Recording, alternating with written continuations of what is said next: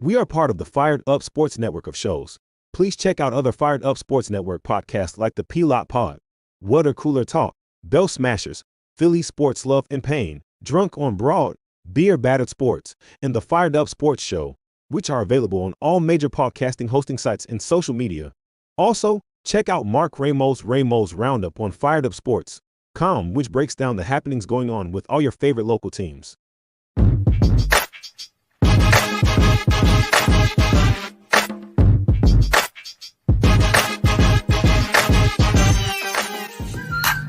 The Philadelphia Eagles are Super Bowl champions. E-A-G-L-E-S, Swinging a miss, struck him out. The Philadelphia Phillies are 2008 World Champions of Baseball. Ladies and gentlemen, the Flyers are going to win the Stanley Cup. The Flyers win the Stanley Cup for the lead. Yes! Iverson, wow, what a fake off Daniels as he broke his ankles and got all the way to the cup.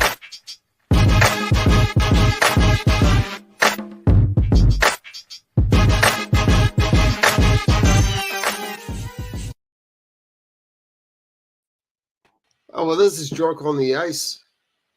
So drunk that I forgot to put our faces up on the screen before we get started. But, Mark, hockey is in full effect. The one giant complaint that I will have, though, starting an East Coast team on a West Coast trip with a huge debut of a superstar, like a what we all believe is a future superstar, is a huge miss on the NHL's part. The game's not starting until 10:15. It's making it really, really difficult. I'm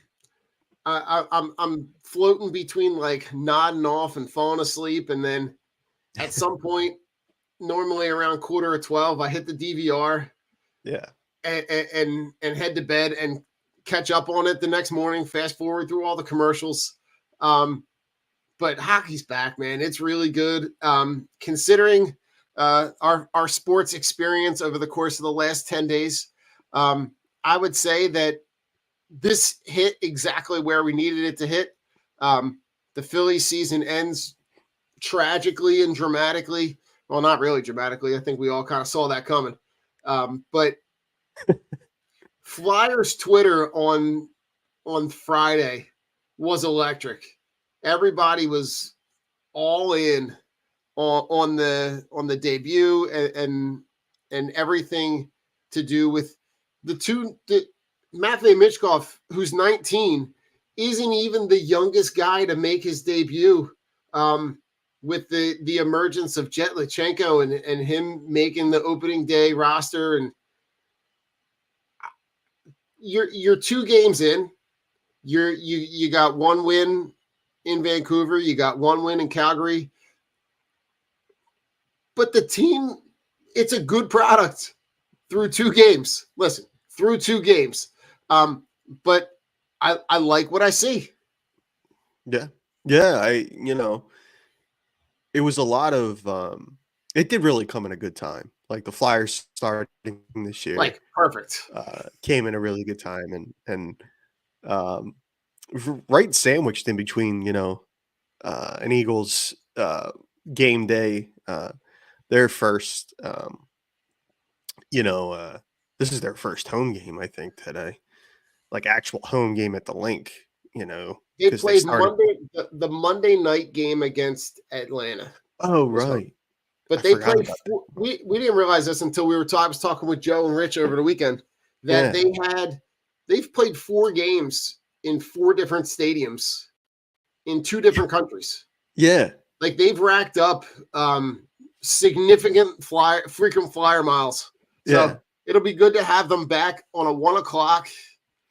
But you're right. Hits it just at the right time. The bye week kind of gave us the all in on being able to consume what we thought was going to be the start of a red October, turned out to be a dead October. But listen, Mark, that's another day for another pod. You want to read all about the Phillies debacle? I'm sure it's going to be covered on the Ramos Roundup on Monday. So, but along Yes, it with will. that, Yeah, I got this a lot of Flyers thoughts about team, that. man. Yeah. Talk to me about the Flyer start. So the start in so they win opening night again, or their opening night against Vancouver, and then they lose. They dropped the game last night against Calgary. But you got Matvei Michkov getting his first point. Yeah. Yeah. I thought on opening night, when we talk about Michkov and all the wonderful things he does and the hype and all that. I mean, you saw and really for the Flyers, I think as a whole, we kind of saw like all the things that this team has a very like strict identity now. Like going back to last year, I mean, how much they created plays off the rush, Mhm. for example, that was on display in these two games here. Going back to, being a really strong team on the penalty kill. They picked up a shorthanded goal last night, connecting and Lawton teamed up on a 2-on-1. All those things that we saw them do last year, it kind of carried over, at least through the first two games of the season. It kind of carried over into this season. And for me, I think with Michkov, I think a lot of, even though there's going to be a learning curve there, it's still fun to watch him play because there's all the things that we have read about him, heard about him, or if you're a little bit more into it, you've seen him play before. If you're tracking down KHL games, uh, you know, all those things that like make him special were on display in these games. You see how quickly on the power play, or there was a couple plays in Vancouver late in that game where he was able to, spot a teammate below the circles for, I think he had a pass to Morgan Frost against Vancouver for a Mhm. scoring chance. That was ended, it was thwarted. It was saved by Lackinen, but uh, just his ability to identify the play, he's really, really surgical in how he kind of approaches, like he sees plays happen before, like he identifies a play before it happens. And or a potential passing lane or something like that. He's really, really good at that, and he's got an elite hockey brain. I mean, and Mark, let's just remind everybody, we're talking about a kid who is 19. Yeah, yeah, He looks like he's every bit. And again, let's couch this with like I'm proud that I have like fluorescent orange goggles on right now. yeah. He looks like he belongs there. Yeah, Like he I'm does. not going to say he's not top of the NHL talent right now, Yeah. but he looks like he belongs. Mhm. And at 19, for him to look like he belongs, like you couldn't ask for anything else. And Yeah, you're also talking about a situation where you look at, you know, he's as that God, I can't even get my words out. He's as advertised. Like everything that yeah, you saw, you're getting. You're seeing the playmaking. You're seeing him getting guys open. You're seeing him pass with two moves ahead. Like he's getting the puck to a guy because he knows that he can get the puck to the other guy, and the other guy's going to be open. And you yeah, saw that on display in those first two games. yeah, I mean, he's had some really impressive offensive possessions. He's able to make moves, not even moves with guy. Not I can't even say moves in space. Like he's able to make guys miss. yeah, Um, I'm just really, really impressed with what he is bringing in terms of the expectations for the talent level. Not necessarily that this elite, this makes them, this doesn't, this player right now at 19 doesn't put them in the elite echelon of the NHL. yeah.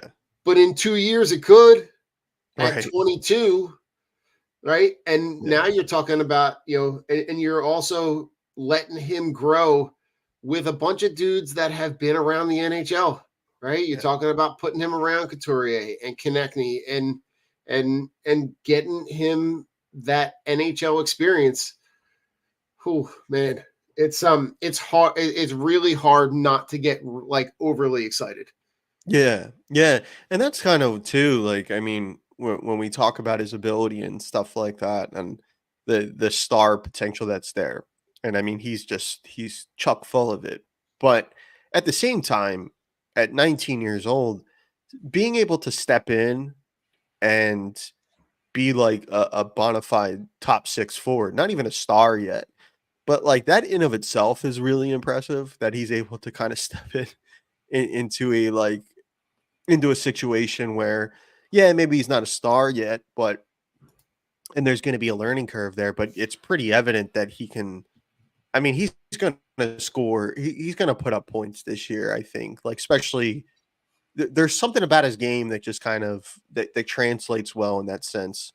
Where even though like when he's not, even though when the plays aren't being finished off or things like that, you just know that like the way he plays, how he identifies to get to the soft spots on the ice and things like that behind coverages and Mhm. stuff, the way you can kind of maneuver around that and have the ability to think the game at such a high level. It's kind of inevitable. Like he's kind of inevitable and he's going to find a way onto the score sheet somehow.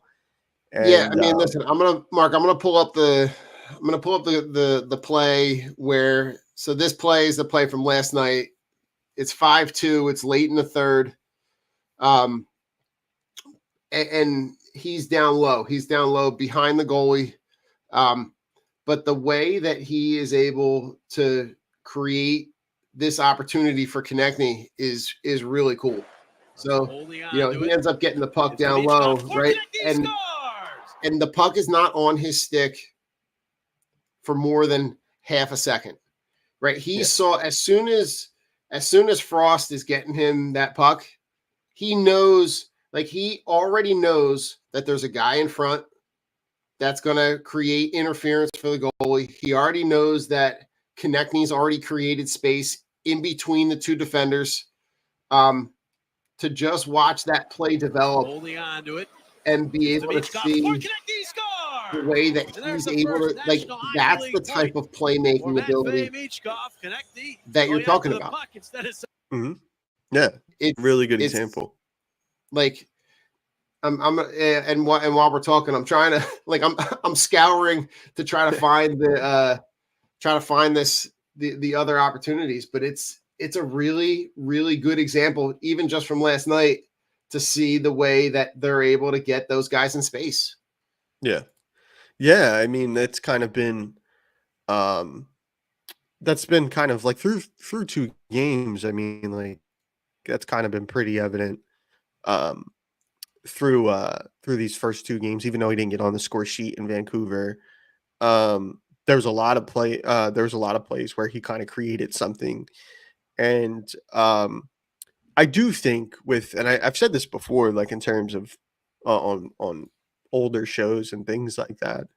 I do think of the Flyers lineup a little bit with guys like Forrester and Tippett and a handful of others. Like they have guys, the Flyers have guys that can finish scoring plays, like Mhm, guys that can put the puck in the net. Um, what they really, I think, this lineup needed was like a play creator, like a more of a playmaker type. mhm. And while I'm sure that we're going to see Mitch Koff finish off plenty of plays himself, he makes guys around him better, and that's that might be his best one of his best qualities is that he's going to kind of elevate a lot of other guys as well in situations like we saw in that connecting goal and how quickly he identified like that potential scoring play. Like he's really he's really dynamic that way, and I think it's just it's only a matter of time before the kind of the levee breaks, so to speak, and we just see a flood of points coming. Yeah, I Um, mean, I guarantee you at some point in the year, you're going to have like a 4-point night from him. You're going to have like Yeah. a 2-goal, 2 assists. He's just in on every play kind of Right. play because he has that ability to be able to be that dynamic. But you talk about like the playmaking, and this is some of the stuff that we talked about over the summer, but where you see this on display, right? Here's another goal. Here's one of the other goals from last night. This is the goal from Bobby Brink where he passes, Oh, what a, and yeah. really just puts it right on a tape for Farabee to be able to just kind of tap it in. This is the kind of playmaking ability that you're talking about. Yeah, it is. And speaking of Brink, I mean, he's had a little bit of an up and down first 2 games, but I believe he's got 2 points in 2 games. And he's another one, like just kind of like I watch him play and he's always around the puck. Mm-hmm. And I think that's a trait, like that's not like a coachable trait. Like I think some guys just have that ability where like the puck, you hear you hear when you watch broadcasts and stuff, like the puck kind of Mm-hmm. follows him, and you know, he knows how to score. And I mean, like that pass to Farabee that was a thing of beauty. What a great pass, and as you could see, multiple skates and sticks there, and to find the Mm-hmm. seam, and it was a really really that was a really great pass, and I mean, Brink's another one, like where I think he can kind of like he's kind of a play creator type, where a little bit more of a pass first player, and I don't know what happened there. Uh, he's more of a play creator type, and I think you know they need that. They need that in this lineup. So yeah, and listen, here's the. I guess we're just going to show. We're going to end up showing all 3 goals from last night.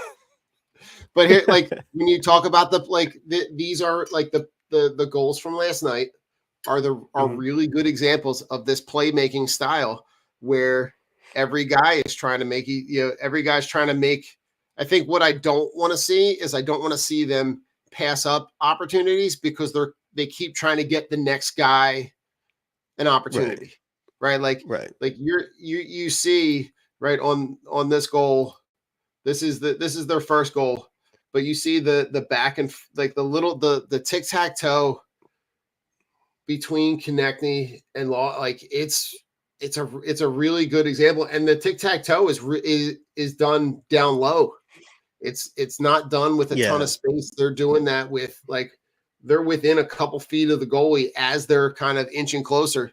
Um, but you look at the way that they're able to like when this play starts, they're down below the dot, yeah, yeah, and that's a pass going in between a defender that ends up coming back to Konechny. right. Like That it's was that was a like tough play. it's a tough play, and those 3 goals from last night, even though they're in a 6, they end up being the 3 goals in a loss where you Hmm. give up 6. Right? I think we're going to see nights like that. Yeah, yeah, But this kind of playmaking ability, and even to see the play from this angle as it's coming forward, right, as it's coming towards you, right, to see the tic tac toe, and you be able, and where where Konechny makes that play, he is almost down below the goal line, and he's reaching the yeah, stick back to like tap it in. It's impressive from a lot yeah, of different angles. yeah. It was Yeah, I mean, like, I don't think Konechny was expecting that puck to come back to him. He almost, like you said, he was pretty much below the dots at that point, below the dot at that point. And, you know, very easily, you see it all the time. Guys they make a pass like that and they're not expecting it to come back to them. Like, and they're already, they're already kind of moving they're already kind of trying to swing behind the net because they're not expecting that pass. Mm-hmm. And it was really a heads up play by Konechny just to kind of tap that in because it was a sharp angle because of how low they were on it. And but also, a good opportunity, a good play by Lawton to identify it and to do it so in close. I mean, they've been really good on the kill. I think they had a couple chances in Vancouver as well. And you know, uh again, like I said at the top of the show, I mean, this is kind of stuff that they did last year Mhm. where, it's kind of carried over at least through the first two games where, the kill is kind of the Flyers are they're looking to go uh, on the Mhm. kill. They're looking to kind of spring another opportunity the other way, and it makes it a lot of fun. It Yeah, makes it fun to watch. I mean, So if we're being honest, they were almost better on the kill than on they the were on kill, the power play. yeah, And I'm not sure what that was all about. But you'd love to see a little bit of balance there, right? That there's a yeah, balance between where they were when they had the man advantage last year, and the man advantage almost put them at a disadvantage. But you know, the playmaking is what has jumped off the table for me. yeah, When I go back and look at, and I'm as we're talking, I'm looking at the highlights uh from Vancouver too. Like yeah, the playmaking ability, even on those two goals that they got from Forrester, the one from Forrester is like the one that I'm watching right now, where it's that tic tac toe, right, where yeah, it becomes this tactile attack where, like I said, the only thing I don't want to see it go too far, right? yeah, There is that scoring opportunity that you do take it, that it doesn't become this like, because I think where they got in trouble last year is like constantly trying to make that extra pass, constantly yeah, trying that extra play or that extra part of the play where you for you passed on the scoring opportunity to right. be able to get another guy an opportunity. Yeah, you don't want to be too unselfish. Right. Sometimes it's okay to be a little selfish and rip that Yeah. yourself. But Yeah. yeah, I mean that's been pretty evident too. I think Don on the power play here. The start to Mhm. two games is like they're really kind of like nobody old coaching adages. In hockey, like nobody moves quicker than the puck, right? The way they're snapping it around out there on the power play Mhm. has been really both units really. I mean, both units have been really, really good with the puck moving, and I've been happy to see that, because that's the best way to pull guys out of position, pull guys out of their PK sets is to really kind of know what you're going to do with it before you get it. Yeah, I So think that, and Mark, there that goes back to what we talked about earlier with Mitchkoff and his playmaking ability and the vision that he has for where the play could go two steps ahead. But mhm. this is the video that's on here now is the Tyson Forrester, Yep. right? You see that like as the puck comes in the zone, there's two passes that are almost instantaneous within the zone where you get guy and it speaks exactly to what you're talking about, right? Mhm. No one on the ice can move as fast as the puck. So Yeah. you have the ability to be able to get that puck, right? It goes across the ice from one board to the opposite circle back in front of the goalie in a matter of seconds, Yep. right? And that's where you get the goalie out of position and you're able to, in this case, you're able to tie the game up at 2 and send it into overtime. Now, Mhm. listen, God bless anybody who stayed up late for that one, because that game I think didn't end until like 1:15 in the morning, Yeah. which is a rough start to the season to be able to open up your season with a game that goes into overtime, the overtime shootout. But like even in the overtime shootout, talk to me about goalie play, because through two games you see you've had two different experiences from two different goalies. Yeah. Just before we jump on that, the Sure, that play you showed there on the sure, Forster goal. Once again, a play started by Brink, right? Like Brink getting the puck into an area yeah, of the ice where, like a, you know, um, Farabee right there in between the dots. I mean, that's a great look there. And then for Farabee, once again, to know what to do with it before he gets it, knowing that Forrester's down there on the near post, and for him to get that tap in there. But once again, another great play by Brink, and he struggled in that game. Like there were some turnovers. Neutral zone, I think he struggled a little bit in the neutral zone, getting pucks in deep and things like that. All the things that drive coaches crazy. Right. But 2 points in 2 games for Bobby, and I'm happy to see that. But yeah, to look at the goaltending, I mean, that first game in Vancouver, I mean, Urson was fantastic in that game. He Was really fantastic. was.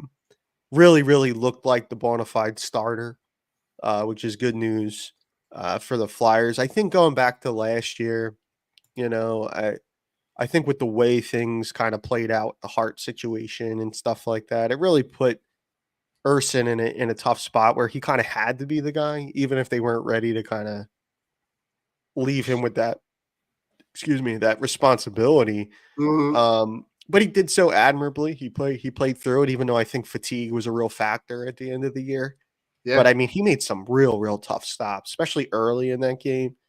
Vancouver was getting to prime real estate on the ice for scoring chances, and Urson was real big in goal, and he made a lot of nice stops there. So I'm gonna pull up one. So this yeah, is one, where it's still tied, it's still 0-0, right? And he kind of goes post to post, makes the glove save, right? This is kind of exactly what you're talking about. He was yeah, for a guy who has the opportunity to really kind of, put a stranglehold on the, being the guy that you're going to rely on. I think, Fedotov is going to be a guy that's, going to grow. He's still young. He's still looking for opportunity. You're still looking at him for opportunities to be able to, get better. He's just a huge body with a guy that's got a lot of growth. But this save impressive early, right? Early in the yeah, game, you're talking about it. At this point, they're on. Vancouver's on a power play, and they're 7 minutes into the game. mhm. To make a save like that early in the season, to just be on right away. That's the type of goalie play that you're looking to get from a number one. Yeah, yeah, it really was. I mean, like that's a really good example there of like how he played was like he tracks that puck all the way across. Um, shows everybody that he got it in the glove there. Yep. You could tell he was feeling good, like right from the beginning. Showing the puck to everybody there on the post to post. But Right. And um, that's a momentum builder for him. yeah, yeah, yeah, for sure. And he was on it. I mean, like we've seen times, where like and for any team, not even just the Flyers, but like you watch enough of the game and enough of the league, like you know, team comes out flying. If you're not Mhm. getting a couple like really marquee stops early in the game, you could be down 3-0 really quick. Right. Um, and Urson was really good in that game, and even better in the shootout. He was couldn't his heart rate was just completely like Flatline, man. It was yeah, really impressive. he was great in that game. So I was really happy to see that. Yeah, and then for last night's game, I mean, with Fedotov, I think, as you said, I think there's still very much like him getting acclimated here to North America. Um, and yeah, it might take a little bit of time there for him to get settled in. Yeah. Um, he made, like I didn't think he was, he wasn't like atrocious or anything like that. I just think it was just, um, you know, I mean, right now we'll have to see, like with more as he gets more game time and more, and he'll play. I think this is more as of right now. This goaltending thing is more of a tandem. Yeah. So, um, maybe in the second half of the season, you kind of have to ride with your guy at some point. But Yeah, and I'm curious to see how that plays out, right? Because yeah, we kind of know where this is going.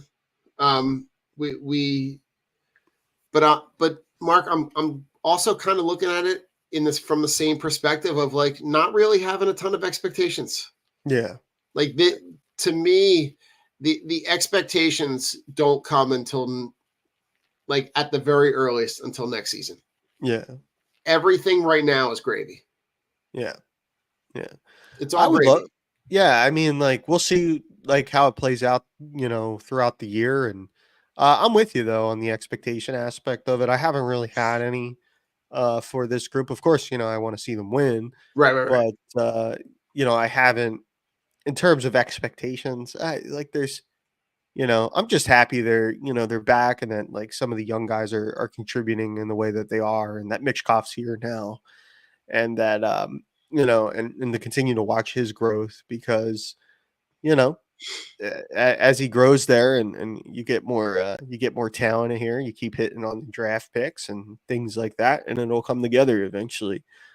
Yeah, I Um, mean, listen, the to be able to have a guy that you draft as a teenager this year and he's impressive enough to be able to make your squad, mhm, that's a good start, right, right? Because the that's not normal right, on right, it on especially in hockey, especially for a teenager. right, So for them to have the ability to have already seen enough to feel comfortable to keep him and play him at this level, yeah, um, that's a good start for this young for a team that's got this blend of young talent and you know I can't say that they're not old guys, but they have what did I see, like the third youngest roster in the NHL? yeah. They do. The average age is like, I It's like want to say they're in 25. like 25, 26 for average age. There's somewhere in there. I've seen that too. But yeah, I mean, as we're talking about like the young guys, I mean, we didn't even touch on Jet Lutsenko yet, making the team at a camp and being 18 years old. I think he's the youngest flyer ever to do that. And Yeah, so he didn't play last night, but he did play in the opener. And the Flyers have a little bit of a decision to make at some point. He has a 9-game trial before his contract. The first year of his contract is, you know, they can burn the first year of his contract. yeah, He's more than 9 games here. They do have the opportunity to let the contract slide if he plays the 9 games and they send him back to junior. We should just right. probably put that out there. But I think, like, for Jed, I mean, Jed had a pretty decent camp. I think the Flyers really, like, it sounds like they really love the detail in his game. He's more of he's got more of that two-way ability. I mean, we've seen the skating ability. The kid he can absolutely Why? fly. And The name certainly fits the bill. it does. It does. You got to be fast if your first Yeah, name is Jed. you can't be like a lumbering bruiser with the name Jet. Yeah. Yeah. So I mean, he's been he's been good. I mean, um, we could talk about whether or not what's best for his development. I know that there's a lot of discourse online about that, and you know, yeah, we'll see. I mean, I think it's really on a per game basis for him in terms of you know whether or not you keep him for the full year or not. So, um, he certainly looks like one of the 4 best centers on the team right now. I mean, it's So, hard to argue not, right? yeah, it is. It is. I mean, so we'll have to wait and see there. I mean, I don't know what their plan is if they're always going to send him back or it really is on a per game basis based on his play. So, It wouldn't uh, surprise me if this become like in order for him for them to be able to get the most out of this 9-game, quote unquote trial. yeah. It wouldn't surprise me if it's like in every other game because it's a way for them to extend his time around the team, Yeah, yeah. and True. gives them the opportunity to be able to, potentially have more, practice experience, conversation, in-game experience. But like, Yeah. you know, it's kind of hard to argue. Yeah. Um, Adam, who do we think is going to have a great season? Matt, Adam, I think there's only one answer to this one. There's only one answer. It's the kid, right? It's number 39. It's like, for me, like the guy that I'm looking at, right, is Mitchkov, and that's me with like excited fluorescent orange goggles on. Like I already said, it's like we took the red October goggles off, right? The orange goggles are on. Mark, just to kind of put a bow on this run. Yeah. I think Mitchkov is very easily the guy that I think like that is one thing, we say, like everybody says like, oh, we don't have expectations this year, but I do think we all have expectations for Mitchkov. So I think we're all excited. We haven't had this kind of guy since like 88. Yeah, I think that's definitely, that's fair. It's the truth. I think, like in terms of like just a player with that kind of fanfare, and like when I hear people talk about that, it really is the case. It's not like you're forgetting about like for example, like a guy like Claude Giroux, who was not like, I don't think G was expected to be the great player that he was, and True. captain, leader guy. Like I think that was more of a surprise than it was like, whereas like a guy like Mitchkov or a player like Lindros, like these guys are special from a very early age, and they're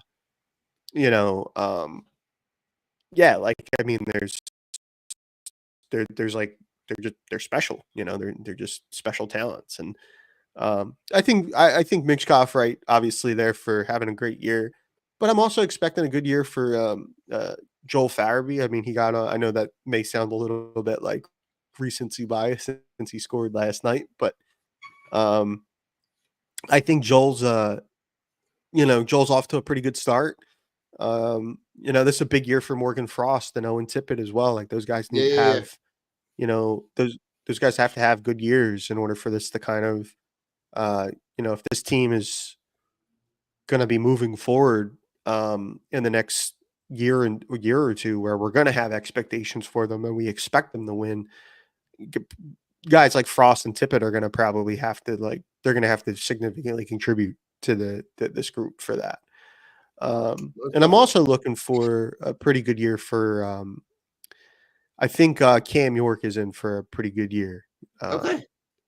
I like Cam's game a lot, and I think as he gets older and more comfortable, grows into his body, I think he's going to be a real good player on the back end there. So I'm looking forward to seeing a good year from York. I think he'll have a good year.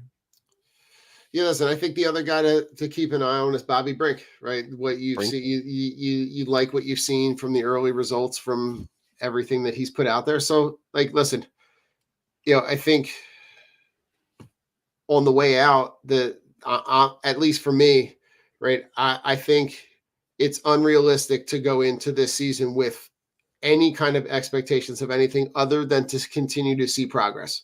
Yeah, and I think the early results that are in kind of lend us to see that trend is going to continue, that you are going to see ups and downs. And my message would be to don't pay attention necessarily to the box score, to the wins and losses, but like go and watch the game and watch to see how they're playing. Because even in a game, like we were talking about earlier, even in a game where they lose 6-3, there's still good things that are happening on the ice that kind of give you a window into the direction that they're going. So, listen, I'm excited to see where this could go and where we're on the way out. But listen, Mark, we're going to play some commercials, and then on the back end of this, we're going to talk all things Sixers.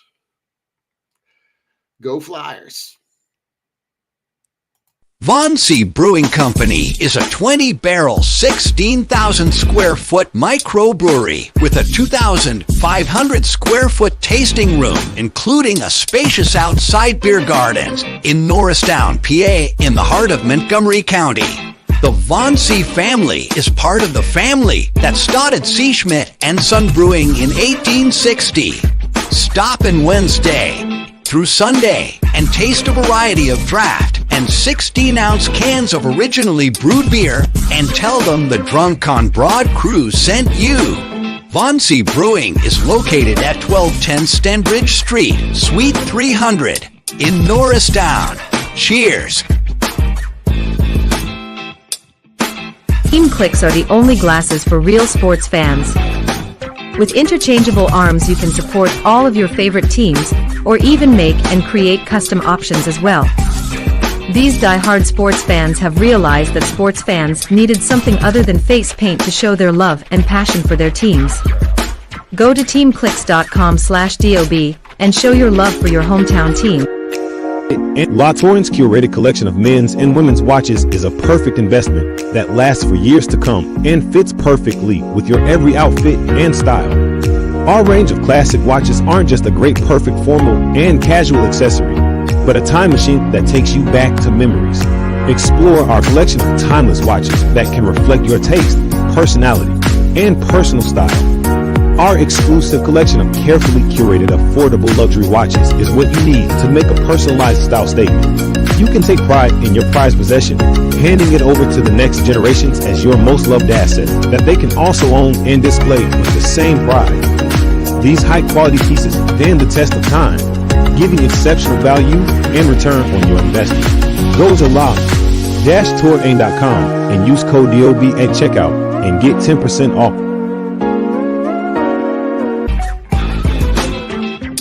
If you're looking for unique sports apparel, check out Streaker Sports. They've dug deep into the archives and have brought back some incredible defunct team logos and have even created entire defunct league collections. They also have collections paying homage to sports culture, including the Miracle on Ice, Slap Shot, Caddyshack, the Mighty Ducks, and even have a license with Wiffle Ball and USA Hockey. Only for Drunk on Broad listeners, use code BROAD at checkout to get 10% off anything at streakersports.com. Again, that's 10% off anything at streakersports.com with discount code BROAD.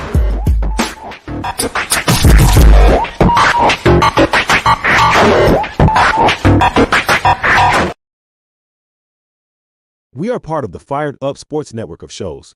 Please check out other Fired Up Sports Network podcasts like the P-Lot Pod, Water Cooler Talk, Bell Smashers, Philly Sports Love and Pain, Drunk on Broad, Beer Battered Sports, and the Fired Up Sports Show, which are available on all major podcasting hosting sites and social media. Also, check out Mark Ramos' Roundup on firedupsports.com, which breaks down the happenings going on with all your favorite local teams.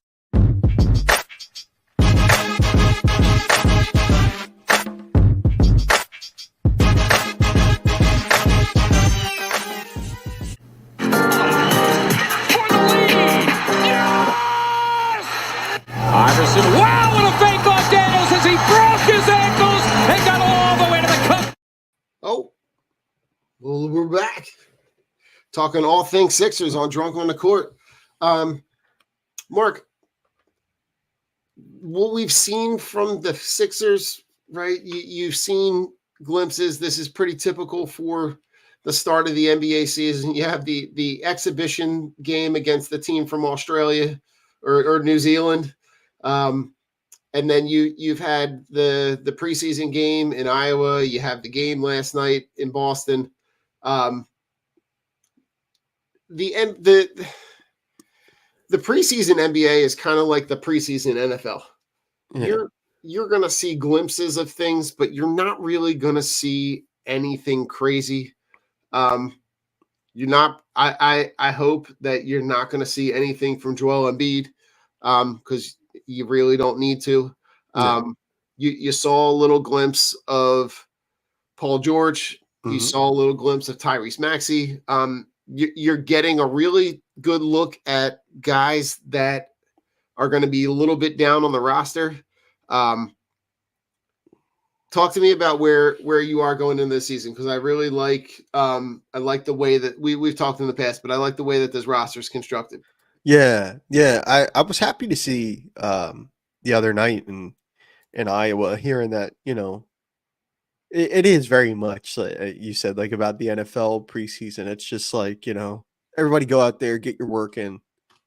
Don't blow out a knee, and God forbid, right? yeah, don't blow out a knee, and just go out there and just get the work in. You get yourself in the game shape with these preseason games and stuff. I was happy to see PG though look as efficient as he did in those games. You could see that, like, I think he was like 8 for 15 or something like that. He was looking really good in the preseason in terms, at least the numbers did and stuff.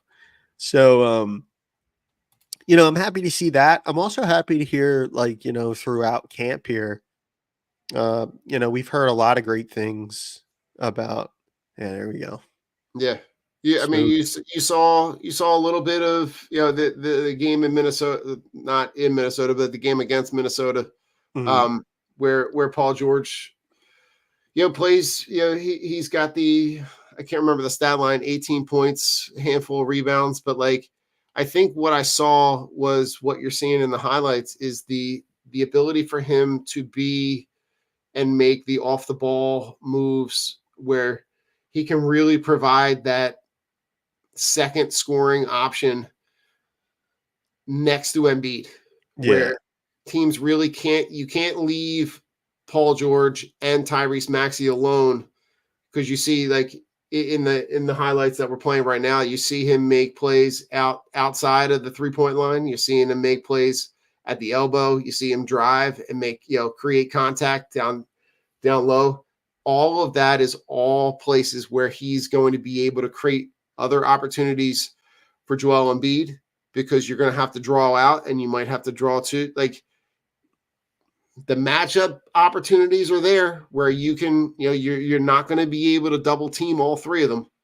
So someone is going to be one-on-one. And when you talk about the space that gets created, the space for Tyrese Maxey off the dribble, that's only going to be able to create opportunities for him to elevate his game too. Yeah.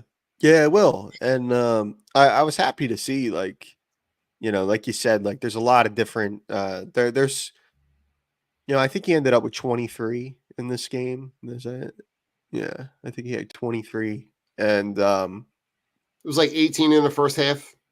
yeah, I think so. And yeah, I liked I like the diversity and all the different buckets there, like, as you said, like, the drive, the contact at the rim, finishing at the rim.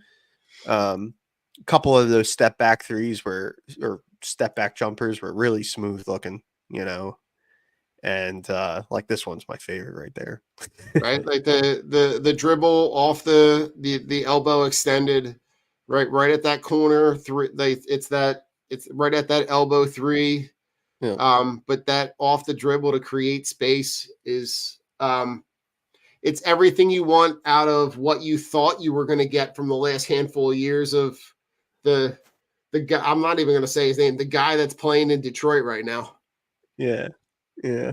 I mean, like, this is I think they're gonna have like I think they're gonna have a lot of nights where, like, you can really, like, spread it out, like, with guys, and it's gonna be tough. It's gonna be tough. I mean, it's already tough when you have two guys that can kind of fill it up. Like, Joel's such a matchup nightmare, and then you add Maxi in that mix, and Maxi's one of these guys, now, like, that can Mm-hmm. step past half court and he's in range. And then you It's have true. yeah, um, and then you have, like, then you have PG, and then, like, with um, all this other ability, like, and they're all, like, their games are all, I don't know, they're all a little bit different. They all add a little bit something different, and they all can score, and that's gonna be, um, I can just Mark, imagine. at Oh, the very least, the games when Joel doesn't play are not scheduled losses.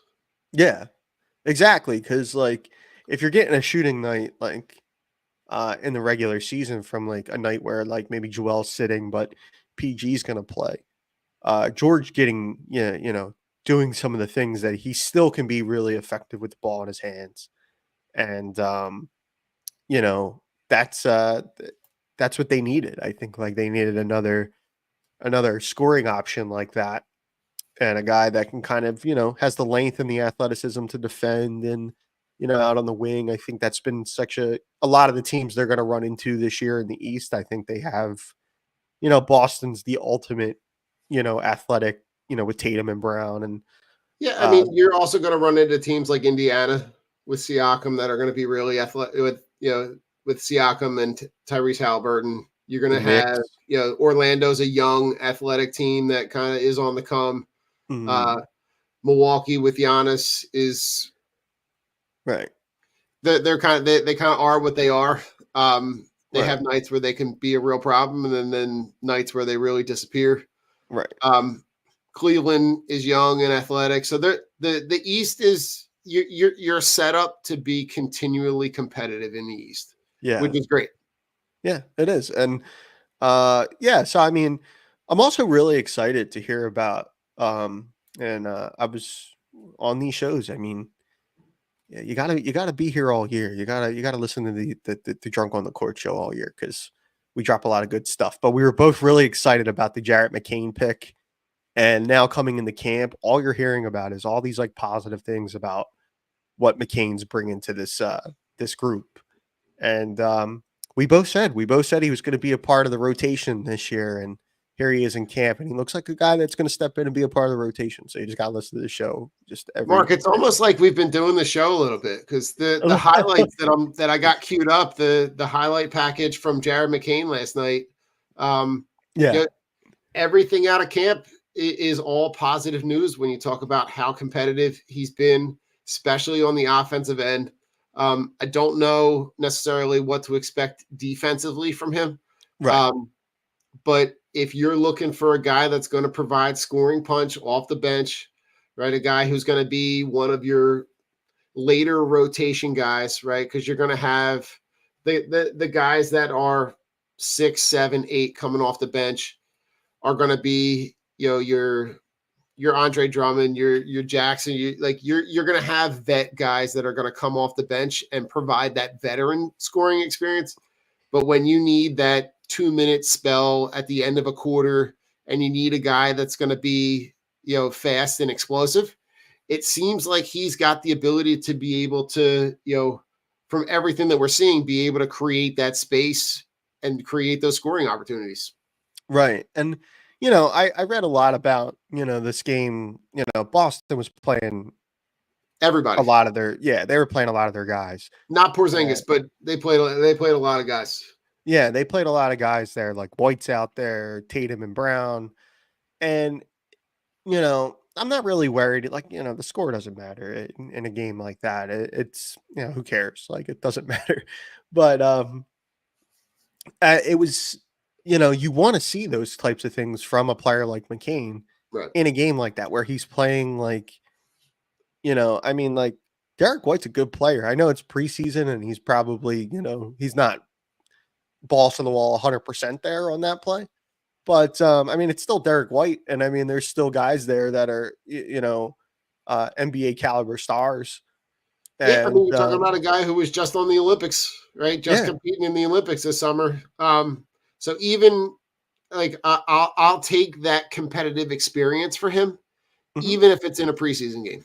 Yeah, exactly. And that's kind of where I'm going with it.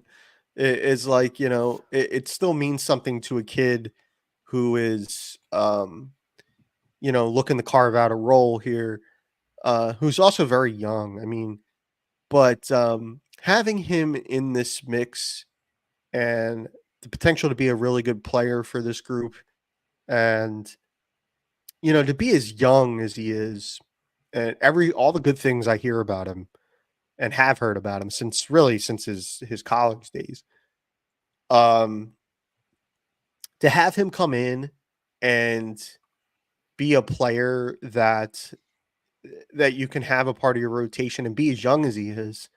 Right. And like, I mean, I can't think of a better situation. Like, that's a great finish there at the rim. And like, Right. And you're talking about another play where he's being guarded off the dribble by Holiday, right? yeah, He takes him off the screen, you know, dribbles in between. I don't know the big guy and again between the big guy and Derek White. Like you're on the court making plays in between guys that are established NBA vets, guys that are coming off winning rings, guys that are coming off winning gold medals.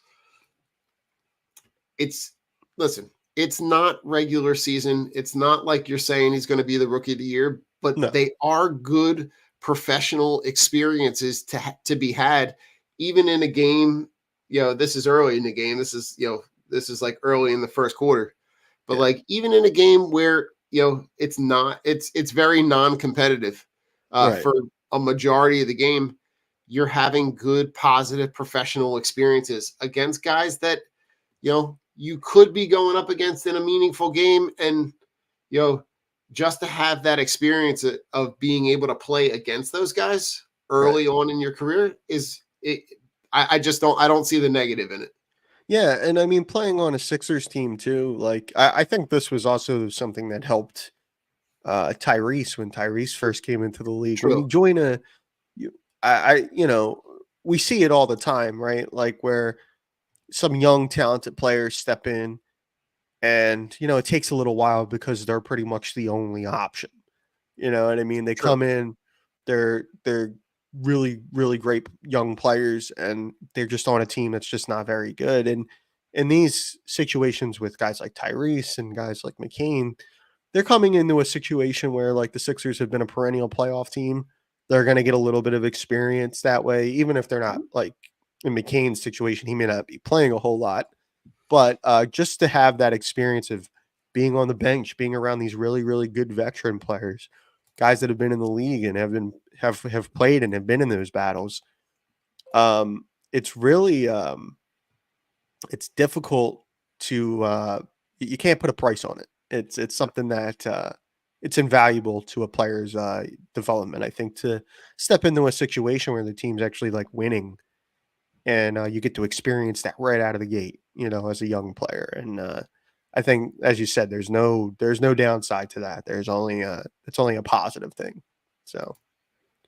Yeah, I mean, listen, when you talk about this team, right, and when we talk about the way that the roster's constructed, and you look at, when you look at this from like almost like a macro perspective, right? You're talking about Maxey and Oubre and George and Martin and Embiid as your starting five. You've got length, you've got youth, you've got athleticism, you've got experience. And then when I look at that second group, right, that second group has a little bit of that too, right? You're going to see, Andre Drummond, which is Andre Drummond being back is a huge get because he really has been the best guy that Embiid has played with. I don't think you're going to see a ton of them on the court together, even though I think that could be fun to see them both on the court at the same time. I think you might see that in some defensive sets late in games.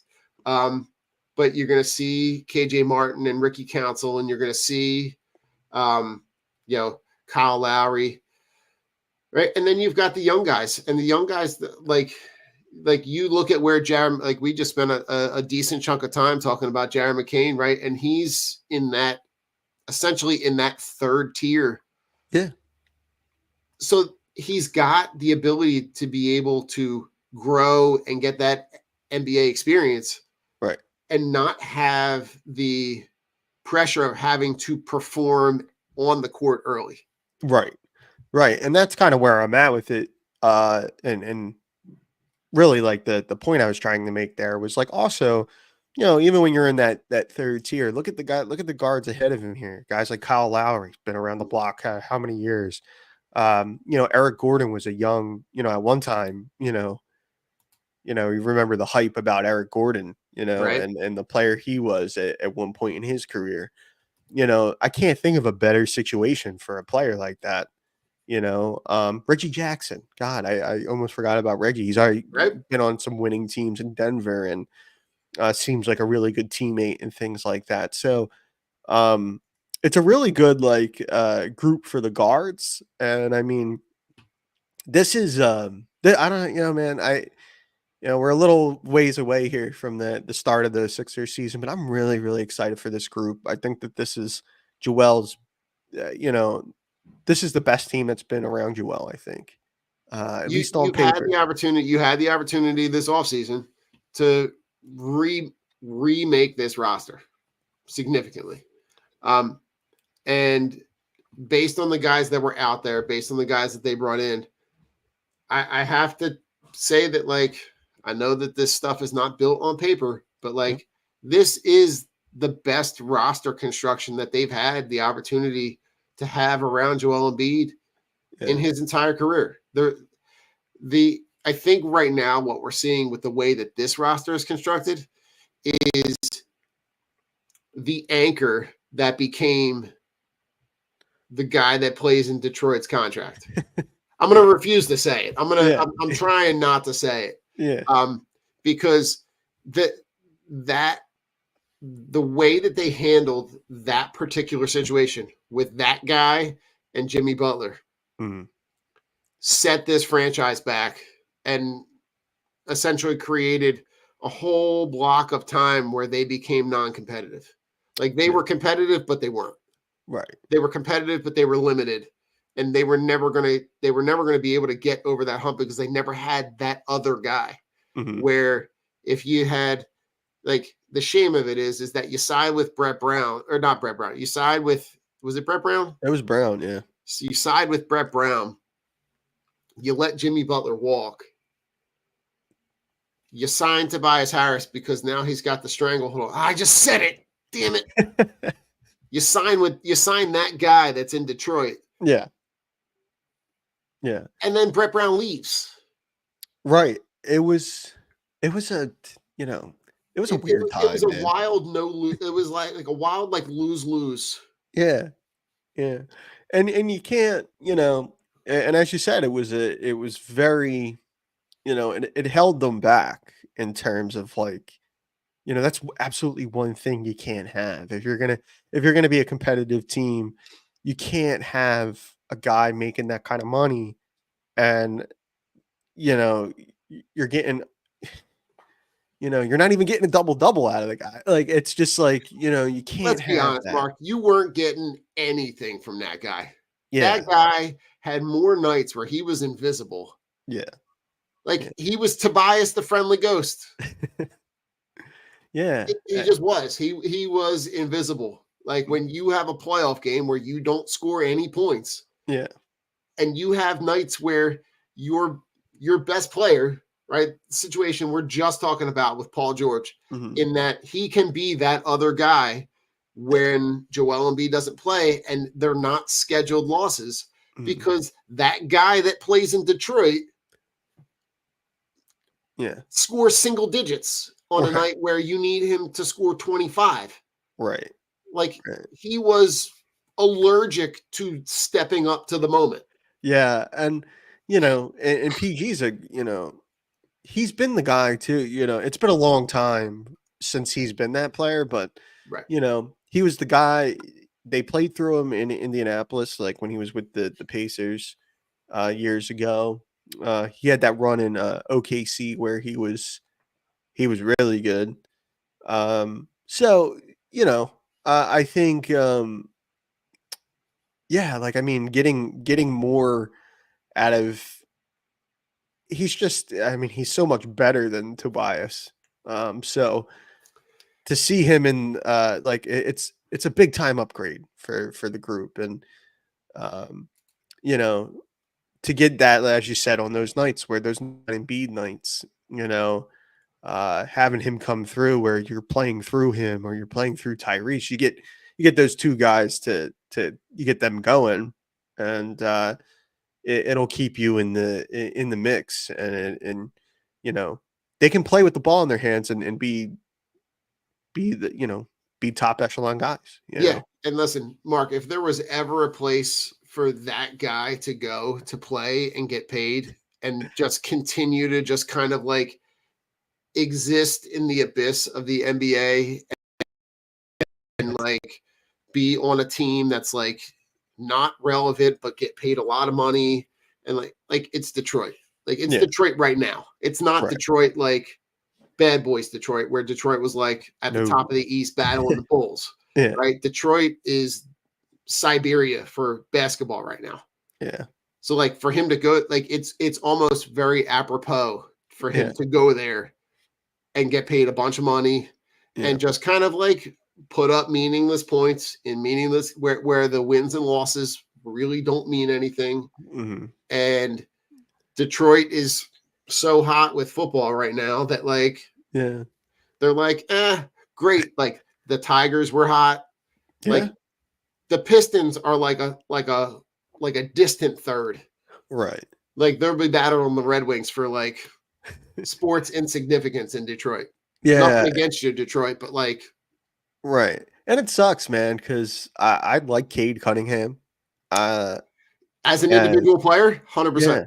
Yeah. And even guys like Jaden Ivey and those guys, like you know, it's a shame. You know, it sucks because as you said, like you referenced the Bad Boys. Like, I mean, here's a franchise with a pretty great history, and you know, they've fallen on hard times, and and Harris just seems like, but we've read on other shows too. It's like I'm like, how does this guy keep getting paid? And it's just like if you miss out on a star, it's like you go to that like next rung down or two, and you're like, well, we signed Harris and he's not a star, but I mean, I guess he can give you a little bit of like what some stars give you. And it's like he continues to be a guy that like finds paydays in the NBA by being that like not really a star, but You he's ready for got this, Mark? I'm gonna blow you away because this is where we're gonna kind of like start to wrap it up with this stat. You want to take a guess at what Tobias Harris' career earnings are through the 2024-25 season? He's played Okay. 13 years. Okay, so Okay. a little bit of like there is some context there. Yeah. But this number is about to crush your soul, considering the guy that we're talking about. If I could give you a guess if I was better at math. I'm trying. I don't know. How much money is it? $248.5 million. That's insane. The actual number is 248,503,505. That guy that plays in Detroit, and that contract that he just signed, 2 years, $52 million. Yep. Like, I don't even know if I can sit on here anymore and hate on him because I wish I could be mediocre at something and get paid that kind of money. like for real. Like, just like can I be like the like I'll be on the Eagles practice squad and get my ass kicked every day Yeah. because the practice squad guy gets like $100,000. Yeah. Like the back, like the third string quarterback is making over $1 million. Yeah. Like you could be the last guy on an NBA bench, the guy that doesn't play ever, Yeah. and you're a millionaire. Yeah. Like seriously, you're The like NBA money's that crazy. perspective is right. Like be mediocre at something and be able to get paid like wild amounts of money. Yeah. I think if you do that with either, in either one of our professions, they send you home, tell you how to come back. So Yeah, listen, Mark, if I do that in my profession, I'm a building sub. I'm working for the subservice. yeah. I'm going from building to building to building, just trying to Yeah. find a time to eat my lunch. Yeah. Like it's oh man. All right, Mark. As we're kind of ramping up for into the regular season. Give me your final thoughts into what you're looking for from this team in the early parts of this season. Yeah, I'm really interested to see how, um, really just kind of how the fit works with Maxi, PG, and Joel. The first half of the season, I mean, like, there's enough talent on this roster to get by on talent alone. So I think you're what you're trying to do is kind of like see what works, what doesn't work. Right. A little bit of experimenting. I trust Nick Nurse to be able to do those things. Like, I think he's a pretty good tactician, and he'll try a number of different things. So I would like to see that kind of like, um just kind of see how guys fit and how guys kind of flow together. Maybe there's a, a maybe there's a group coming off the bench that works better, and how you're gonna, how you're gonna stagger those minutes and things like that. Um, so I think just kind of laying out the roster and kind of just laying out all the cards on the table there, and kind of try to see how the puzzle, how the puzzle pieces fit there. That's all I'm looking for in the first half, because I think, and of course, health. Everybody staying healthy. Yeah. And because I do think there's going to be nights, as we said, like, where, schedule rest day for somebody, and Yeah. the other guy stepping up and having a game where they play exclusively through that player, whether it's Maxi, Joel, or PG. So that's all I'm looking for, I think, in the first half. Listen, I don't think I could say it any better, right? You're looking for health. You're looking to see what their rotations are. You're looking to see how this team starts to, for these guys to figure out ways to play together and what their roles are. And it should be an exciting couple of years. Yeah. So I think, this team has gotten us to a point where we're saying, yeah, show me in the playoffs. But in order to be the best opportunity to be prepared going into the playoffs, I think you're going to need to see these teams find roles for these guys. So, I'm just kind of, I'm kind of anxious to see. I'm not anxious, but I'm curious to see what this looks like, because I think we might see what we thought we were going to see, 4 or 5 years ago. I think you're going to see a team closer to that team with Jimmy Butler and Embiid than we've had for the last 4 years. So, listen, on the way out, go Sixers. It's a football Sunday, so go Birds, and we'll catch you on another show. All right. Later.